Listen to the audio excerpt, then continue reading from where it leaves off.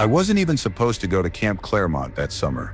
My cousin backed out at the last minute, something about a soccer tournament or a sprained ankle. I honestly don't remember, and I doubt she does either. But my parents took it as some kind of divine sign. 2 weeks in the woods, off the grid, fresh air, no screens, and maybe I'd come back changed, enlightened. A new person, as my mom liked to say, even though she didn't really know what she meant by that. I didn't argue. The alternative was staying in our small town and spending the summer helping my dad at his auto shop, changing oil and rotating tires in a metal-roofed garage that turned into a furnace by noon. So, yeah, fine. Camp Claremont it was. It wasn't like the summer camps you see in brochures. Camp Claremont had been around forever. One of those old-school sleepaway places tucked in the deep woods of upstate New York, where the trees grew so tall and so close together, they blocked the horizon. The forest out there didn't look green. It looked black in the evening, dense, unforgiving. The second you stepped off the bus, they made you hand over your phone. They called it disconnecting to reconnect, and they said it without irony. One by one, we dropped our lifelines into a plastic tote with a laminated sign reading tech drop, no phones until pickup day. Most of the kids looked younger than me, middle schoolers hyped up on nerves and juice boxes. But a few of us older teens were clustered together and funneled toward the more weathered cabins, tucked further back in the woods, the ones that creaked when the wind blew. The ones with names like Blue Jay, Finch, and Redbird. That's how I ended up in Cabin Redbird. 12 of us were crammed into that old wooden bunkhouse. 6 rickety bunks, a squeaky screen door that never quite latched, and cobwebs in corners that no one bothered to clean. The air always smelled faintly like pine, mildew, and that earthy scent of places that don't see a lot of sunlight. Our counselor was Dana. Dana was 20, maybe 21, college age, with sun-browned skin and a mess of curls tied back in a ponytail that always looked effortless. She wore stacked woven bracelets on both wrists and kept a shiny silver camp whistle around her neck, though I don't think I ever actually heard her use it. She had that kind of energy, bright and chaotic in a way that made you feel like something exciting was always about to happen. She called me Sully after hearing my last name once, and the nickname stuck. I didn't correct her. It kinda worked. Dana was cool, maybe too cool. She never got angry, never forgot anyone's name. She could bounce between conversations like she was tuned into everyone's wavelength at once. On our first night, she did that classic flashlight under the chin ghost story bit, and managed to turn the corniest tale into something so funny that even the shyest kids were laughing. For a while, we forgot how weird it felt to be surrounded by strangers in an old wooden box in the middle of the forest. But that feeling didn't last. It was the second night when things started to feel wrong. We were walking back from the lakeside fire circle, that nightly ritual of s'mores and acoustic guitar songs half the campers didn't know the words to. I'd left my water bottle behind, so I jogged back to grab it. The path was dimly lit by torches that buzzed with insects, and the moon was buried behind clouds. On my way back to the cabin, I saw someone ahead of me, Dana walking briskly up the gravel path, toward the staff quarters on the other side of camp. I called her name, once, twice.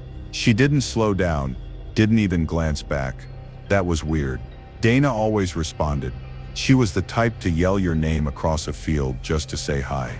But when I got back to Cabin Redbird a minute later, there she was, already inside, sitting cross-legged on her bunk, laughing, mid-braid in one of the girls' hair like she hadn't moved all evening. I froze in the doorway. She looked up. Hey, Sully, you good? I nodded, mumbling something about the walk. I climbed into bed, trying not to overthink it. Maybe I was tired. Maybe I'd seen someone else in the dark. Camp counselors kind of all wore the same thing, red shirts, khaki shorts. Maybe it was a trick of the light. I tried to let it go, but the next morning made it harder. I woke up before sunrise and decided to go for a walk down to the lake. The world was blanketed in fog, thick and silent, the kind of quiet that makes your ears ring. Everything looked like a photograph someone had turned the saturation down on. Shapes blurred at the edges. Footsteps made no sound. That's when I saw her again. On the far end of the dock, near the boathouse, someone stood still, completely still, facing the lake. Same height, same messy ponytail, Same red counselor shirt and bracelet stacked arms. Her posture was wrong though, rigid, like she was waiting for something. I raised a hand to wave. "Sully?" a voice said behind me. I spun. Stana stood 10 feet away, mug of tea in her hands, steam curling in the cold morning air. I looked back at the dock. The figure was gone. I didn't say anything at breakfast, not at first, but the unease clung to me, sharp and splintered. 3 days later, while sorting neon string for friendship bracelets in the arts and crafts tent, I finally brought it up. Hey, I asked, careful to sound casual, "Do you have a sister or something?" Dana grinned, like she'd been waiting for that question. yeah, actually. "We're twins," I laughed, relieved. "That makes so much sense. I thought I saw you twice the other night." She tilted her head. You probably did. What's her name? I asked. "Delaney," she said smoothly. "She's around, but she works different shifts. She's more shy." It sounded too neat, like she'd practiced it. I couldn't shake the feeling that the explanation had been gift-wrapped for my benefit. Later that day, I asked around. Theo, one of the counselors from Cabin Birch, looked genuinely puzzled when I mentioned Dana's twin. "She told me she's an only child," he said, frowning. "On the first day, like definitely an only child." When I said the name Delaney, he shook his head. "No one here by that name. I've met every staff member. That name's not on the list." I wanted to let it go. I really did. But that night sealed it. I woke up to the sound of a creak. The air felt too still, like the world had pressed pause. Dana was sitting on the edge of my bunk, Just sitting. back to me, looking out the cabin window like she'd been there for hours. I sat up slowly, no reaction. After a long pause, she stood and walked silently out the door. In the morning, she acted normal, bubbly, joking, like nothing had happened. When I asked her about the night before, she just blinked at me, puzzled. "No, Sully, I didn't leave. You must have had a weird dream." I might have believed her, except for Kayla, my bunkmate, who leaned over during breakfast and whispered, "Did Dana wake you up last night, too?" Final night of camp, classic send-off, one last campfire, s'mores, Terry hugs and scribbled contact info on friendship bracelets. We stayed out later than usual, the sky swimming with stars. When I got back to the cabin, most of the kids were already asleep, but I couldn't. I lay in my bunk, staring at the ceiling, eyes refusing to shut. Around 1:30 a.m., 1A heard it, not voices whispering, a dry rustling sound like leaves brushing against the cabin walls. It was close, too close. I slid out of bed and peered out the small window above Dana's bunk. There, just beyond the tree line, stood two figures, identical, perfectly still, face to face. Two Danas. One looked exactly like the girl I'd known for 2 weeks. Bracelets, lazy posture, calm expression. The other, something about her was off. Her arms were too long, her neck bent at the wrong angle, like someone had assembled her from memory, like someone trying to be human. Even her bracelets looked drawn on, painted with eerie precision. They stood like that for a long time, staring. Then the wrong one turned and stepped backward into the forest, vanishing into the dark like melting ink. I didn't move until the sky turned pale. By morning, Dana was gone. Theo made the announcement over cereal. She left early. Her parents picked her up. No goodbye, no signature in my memory book, no group photo, no trace. We packed, loaded the buses, went home. I emailed the camp afterward, asked for her contact info. Got no reply. I checked the camp website, the newsletter, the slideshow from our session. Dana wasn't in any of them. It was like she'd never been there. Sometimes, I wonder if she ever really left the woods, or if the real Dana was the one who walked away that night, while something else took her place.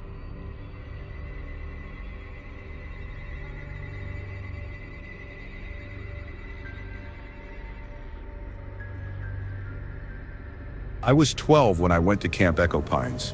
It was one of those places parents send their kids when they want them to unplug for a few weeks. No phones, no internet, just nature, crafts, and kids you wouldn't speak to again after August. The camp had been around for decades.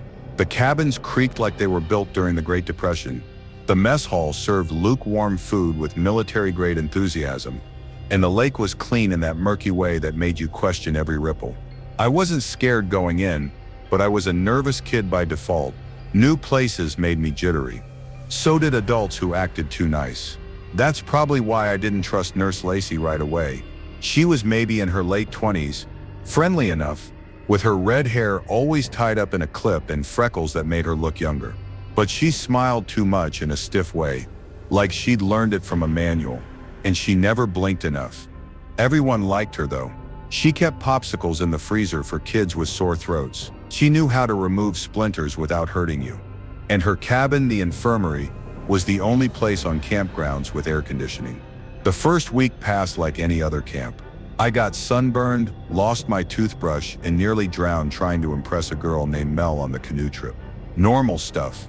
It was on the night of the first thunderstorm that I saw something I shouldn't have. The storm rolled in after lights out, one of those loud shaking ones that makes your bunk rattle. I couldn't sleep, so I crept out to use the bathroom cabin down the hill. You weren't really supposed to go out alone at night, but nobody stopped you if you were quiet.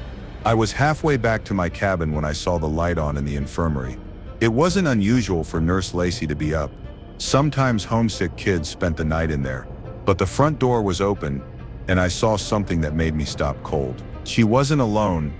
There was someone lying on the floor, arms stiff, eyes wide open. A boy in a yellow camp shirt. His legs were twitching in small, unnatural spasms. I knew that shirt. I knew that boy. It was Jacob from Cabin Sparrow. We'd eaten lunch together that day. Nurse Lacey was kneeling beside him, whispering something I couldn't hear. Not CPR, not calling for help, just whispering fast and low. Her hand was on his forehead. The other gripped something silver I couldn't make out. I stepped back onto a stick and it snapped under my foot. Her head whipped around toward the door. I ducked behind the infirmary wall, heart thudding so loud I was sure she'd hear it. I waited until the lights went off, then ran back to my cabin so fast I nearly puked. The next morning, Jacob was at breakfast, smiling, chatting, laughing like nothing had happened. But he looked wrong. He didn't blink right. His smile stretched too wide. And when someone called his name, he took just a little too long to react, like he'd forgotten it wasn't new. I stared at him the whole meal. Later that afternoon, I worked up the nerve to ask Nurse Lacey what had happened last night. She was folding towels by the infirmary window when I approached. "Hey," I mumbled. "Is Jacob okay?"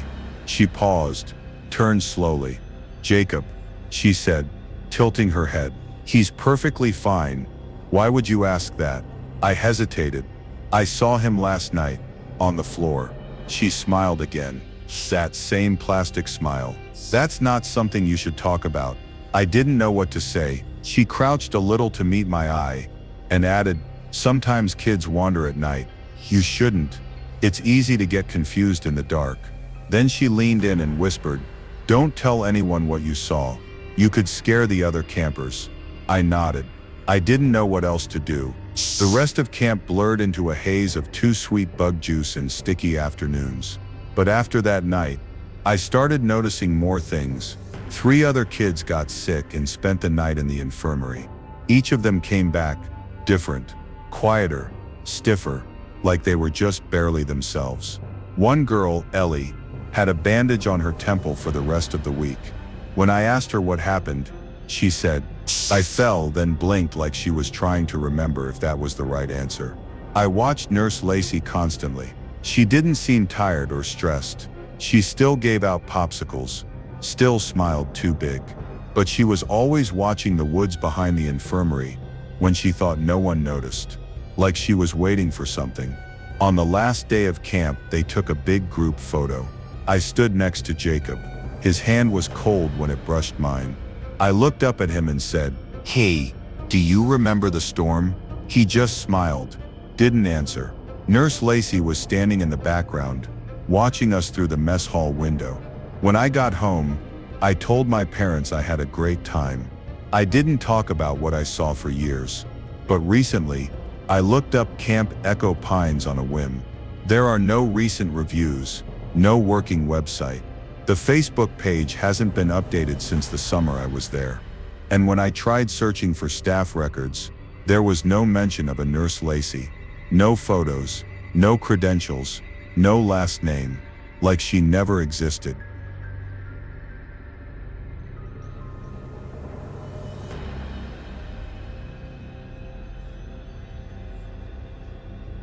It was my idea to go to Camp Hawthorn, not my parents'. In fact, they almost didn't let me. But I wore them down by acting like I'd finally moved on. That was a lie. The truth was, I needed to know what happened to my brother. 2 summers ago, Jamie went to Hawthorn and never came back. He was 14, smart, kind. The kind of kid everyone liked. The official story was that he drowned during a night swim, but the body was never found, and the lake was searched for weeks. The camp shut down for a year after that. Out of respect, they said, but I don't think they ever expected to reopen.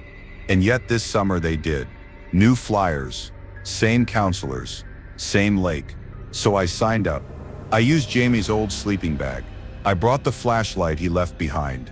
And I picked cabin 9, his cabin. Camp Hawthorn looked exactly like the photos. Wide lake, rustic bunks, mosquitoes the size of marbles. What they didn't put in the brochure was the silence. The kind that clings to everything like mist. The other kids were friendly enough, but quiet, especially at night, like they felt something wasn't right, even if they couldn't name it. The counselors avoided eye contact when I asked questions about the lake or Jamie. They'd say things like, "That was before my time," or "We don't talk about that, okay?" Only one of them, a guy named Will, seemed honest. He pulled me aside one day after kayaking and said, "Look, I was here that summer. I liked your brother. He wasn't the kind of kid to sneak off alone. But after he vanished, things got strange. Kids sleepwalking. Weird noises. One girl said she saw Jamie by the docks, days after he went missing. I pressed him for more, but he just shook his head. There are things we don't talk about here. Things that don't make sense." It started on the 5th night. I woke up around 2 a.m. to the sound of dripping water. Not outside, inside the cabin. Near the bunks, everyone else was asleep. But I followed the sound to the back wall where Jamie's old bed was. And that's when I saw it. A set of wet footprints, bare feet, leading from the door to the bunk. The mattress was damp, like someone had just been there, lying in it. I checked the cabin door, still locked. When I told Will about it the next morning, he paled. "You need to be careful," he said. "Don't go near the lake at night, not even close." I asked him why. What was down there? He looked away. Not what, who. After that, the dripping came back. The prints too. Sometimes leading out of the cabin, sometimes circling the bunks. One night, my flashlight flickered and I swore I saw someone standing at the window, soaking wet, hair clinging to his forehead. I rushed out, but no one was there. Only puddles in the dirt. I started asking around, trying to see if anyone else noticed. A few kids nodded but didn't speak. One kid from cabin 2 told me his bunkmate vanished overnight last summer. But they said he got homesick, he added. His stuff was still there though. On the 2nd week, I went down to the lake alone.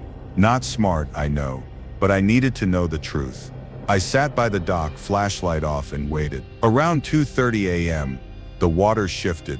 Ripples without wind. Then something surfaced. Not a fish, not a log. It was a hand, small, like Jamie's. Then another, reaching for the dock. I couldn't move, couldn't breathe. Then a face broke the water.